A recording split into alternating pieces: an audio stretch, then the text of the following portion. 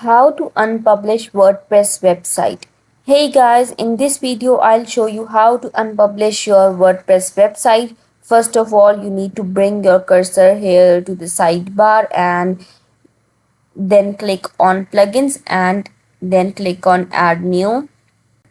In the search box, search for maintenance and then click enter, and you need to install this plugin and then activate it.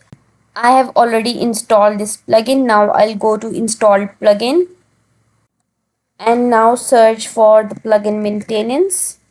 Click enter and here it is. Now click on settings. Now I'll scroll down and here I'll type my page title, which is style key, and in this headline section you need to type a headline. I have typed maintenance mode is on, and in this description box you need to type site is unpublished. Once you are done, you need to click on save changes. Once you click on save changes, your website will be unpublished. Let's click on preview. So here, as you can see, this is my headline and the site is unpublished.